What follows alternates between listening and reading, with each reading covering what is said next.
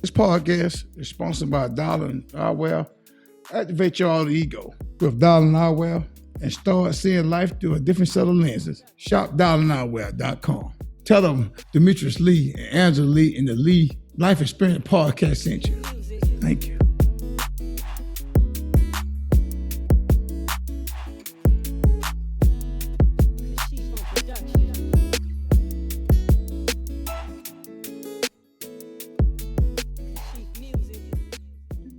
Hi, you have just joined the episode of the Lee Life Experiences. You have your hostess, Demetrius Lee, and I'm Angie. Listen, if you would like your topic being able to be explained for the Lee Life Experiences and give my opinion, I want you to text 833-370-1608. And in the heading, I want you to put relationships so I know exactly what you want discussed. So, Demetrius, what are we talking about today? Well, talking about adultery, cheat. It got all kind of bad names go with that thing. But yeah, that's what we're talking about today. All right, you are joining for this episode of infidelity/cheating, the good, the bad, and the ugly of the Lee Life Experiences.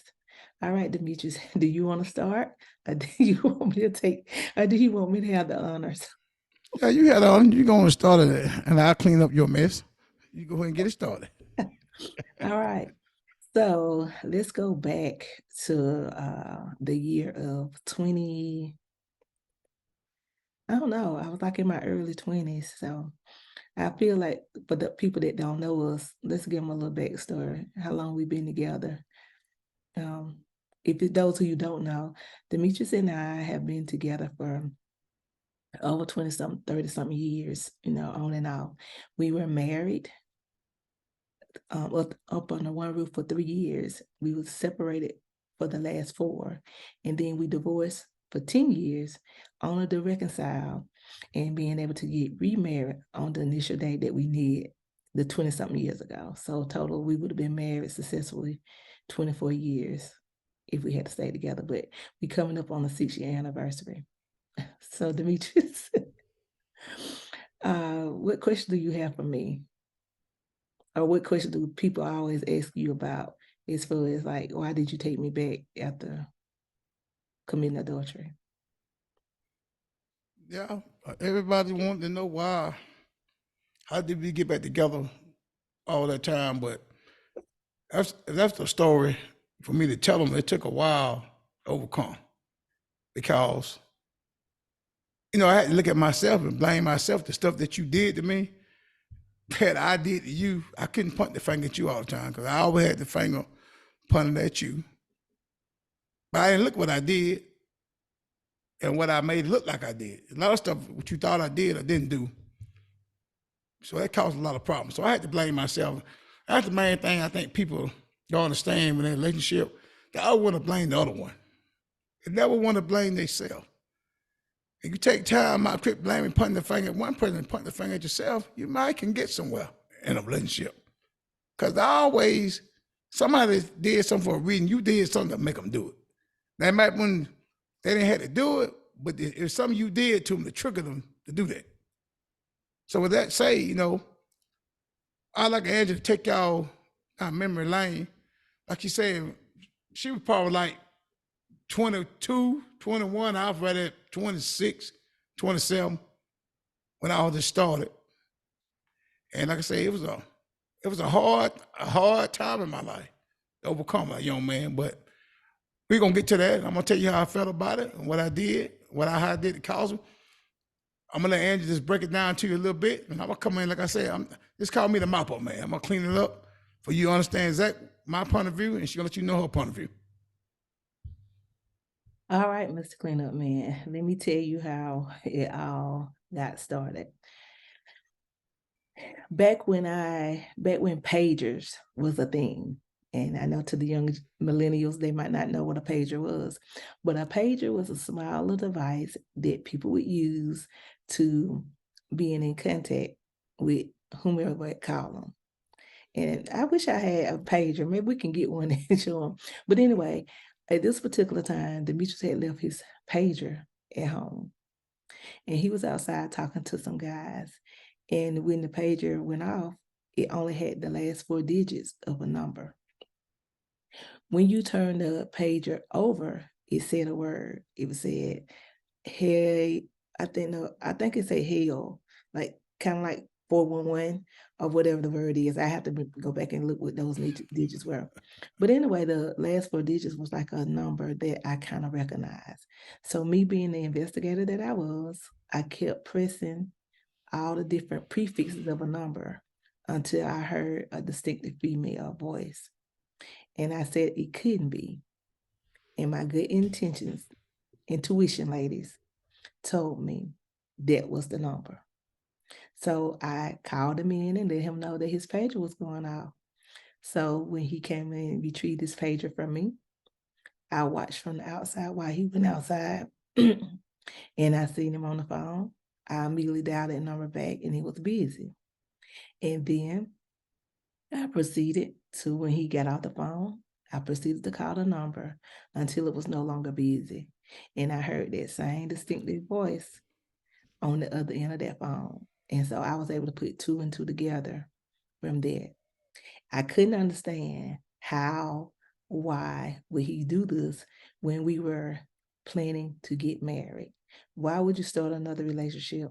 And remember, ladies, I've been with him for a while, so that was not our first rodeo. But I felt like since we was close to getting married, that he should have stopped the shenanigans and being able to be a one-woman man. Okay, Demetrius. Yeah. With all that said, you did do that, but I want people to know when she talking about that pager went off. A young lady was texting me, calling me to call her, and she telling me everything. She telling me the truth. The only thing she didn't know at that time, me and the young lady, we weren't having intercourse or nothing. I never bothered the woman. We never had sex. You know, I was talking to her, but as Angie, my girlfriend, I say my wife, she was my girlfriend at the time. She thought I was, I had a ring. I was your fiance. all right, we'll take it back. She was my fiance. So she thought I was cheating on her. But I wasn't cheating on her. But when I was, and I don't get me wrong, I did cheat on her. Before I got engaged to her, got married, want to get married to her, I did a lot of bad things to her. I'm gonna let y'all know that. Like I say, before I got engaged to her, like she walked in and caught me in the bed with women. You know, I'm in the bed with other women, caught me down in women's house. Shit, she broke my jaw one time, caught me down there sleeping, hit me in the jaw, broke my jaw. You know, now I was doing it then. I was committing adultery. Then I got tired. I said, well, I'm gonna quit doing it. I'm gonna be a good man. And I did quit. I said, I'm gonna get married. So I proposed to her, and I did. I honestly did. I did. I quit messing around. But at that time, I met this young lady, and she's, you know, we just friends talking. But I didn't mess with her. But when Angie seen that, she told me that beeper, that text message on that beeper, I guess that triggered her. She thought I was committing adultery on her. I not committing adultery because I wasn't married to her. I thought I was cheating on her. Exactly. Yeah, but I wasn't cheating on her. But still, it didn't look good at the time when she saw that. And y'all, I went for a ride. My mama always tell me, she always tell me, whatever you put out there, you're going to get it right back. And I didn't put out no good stuff that day. And I got it right back. It wasn't good. And I'm pretty sure she's going to explain it to you how she did it. Everything went on. Take y'all for a little ride. Y'all just hold on to your seats now. Just hold on. Because I know a lot of people out here listening to this podcast probably thinking I went through the same thing. And I know you've been through it. A lot of people going to be through it, so I'm had. You might be going, you're ready to go through it. So I'm going to try to help you the best I can to save you the trouble, me and Angie. But just hold on. Here we go. I'm gonna turn it back over to my honey bunch and let her have it. Well, I'm glad you clarified that it wasn't adultery. It's not adultery until you get married. So, breaking down the terminology, like I said, I'm not proud of anything that I have done, but I do have to own it because I was alert and oriented. And when you have made the conscious decision to act upon your impulse, then you have to suffer the consequences. And at the time that this young man had approached me, and for a while I had ignored his passes. And even with me ignoring his passes, once I seen that was the beeper thing was like the start of it. I was working third shift at the time, and I was working at Milliken. Shout out to my peeps in South Carolina. I was working at Milliken, and I was on my way to work. Remind you, Demetrius and I stayed together in my mom's place. And on my way to work, his phone went off again. So I was in the restroom, getting ready to prepare to go to work. And as I was preparing to go to work, he thought I had already left. And because he thought I had already left, he engaged yet into another conversation. And all I overheard, remember, he said, "Oh, I was talking, but I hadn't engaged or in advanced to the intercourse part. But for a woman, I didn't care about that part." So I heard him tell the young lady on the telephone, remember that distinctive voice that I heard. And you'll understand why that was a distinctive voice. But on the phone, while he thought I had left for work, I heard him tell her that he had bought her a calling card. Why are you buying her a calling card? So I immediately went to work that night, and I began to tell my older ladies. So right now, like I said, I'm in between 21 and 23. So I'm just going to say early 20s, because I can't pinpoint the exact date. But when I heard him say that, I immediately went to work, and I'm furious. Like, we getting ready to get married. So these older ladies like, "Girl, you better sow your raw oats before you can say I do." Not one time did they tell me to cancel. Not one time did they encourage me to put the wedding off. That was the advice that I got. And me being naive in the brain, naive to my circle of influences at the time, I heat up this gentleman that kept, every time he saw me, it was a wink. It was the appreciation or flattery every time I saw this person. So I didn't go out looking for them. They were always where I was mysteriously. So from that conversation, it went on. And when I heard that, and after the ladies, told me to sow my raw oats, that seemed to give me the permission, the keys to go ahead and start my first journey of infidelity. All right, Demetrius. Well, yeah, hey, she telling it. She laying it on you. That's way, hey, everything she's saying is exactly right. And I guess cause I didn't think nothing about it. That lady she talking about, it never got nowhere. But at the time, I didn't realize she had started up with this younger man messing around with it. Of course, I ain't had no idea she was doing that because I wasn't thinking like that. Because I work on the railroad. I was on the railroad at the time, operating trains. So I'd be out of town. I'd be occupied. I don't have my mind trying to think about it. Then people started telling me about her and this young man. And I saw talking to him. I didn't think about it because the dude stayed in the neighborhood where we stayed at. So it wasn't a problem for me to think. Well, he stayed right there in the neighborhood. I see her talking to him. One day I was on my motorcycle. I come up the road. She had me in the car getting my ride. I said, "Where you going?" She told me, "I'm getting a ride the road, driving out the store." And I said, "Well, I didn't think nothing about it. Never crossed my mind. Never thought nothing about it."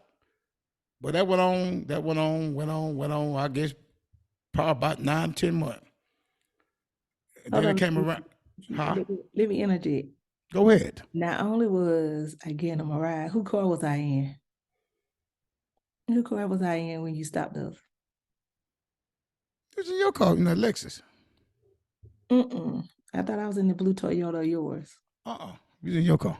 Using your Lexus. Yeah, not in my car. Oh, But okay. you trying to get me riled up, ain't you? Don't try to get me riled on this podcast. No, but I'll just No, side. Yeah. I was just saying that at that time it wasn't going on. So it was, like I said, the person was everywhere where I was, but I still was naive to the fact. So at that time, it still was nothing going on because I just looked at it as innocent. He was at the store and he said, "Hey, you going down the road? Can I catch a ride?" I didn't think nothing of it. Ladies, ladies, ladies, don't be naive to the fact that when people are always where you are, that the compliments, and we'll break into that of the sign of 5 signs that you might be experiencing insecurities. Hi, everyone. I hope you have enjoyed the episode so far. You are here with the Lee Life Experiences. And remember, if you want to get your topics discussed or get our opinion or our perspective, join us. Text us at 833-370-1608 and put relationships in the comments. She from production.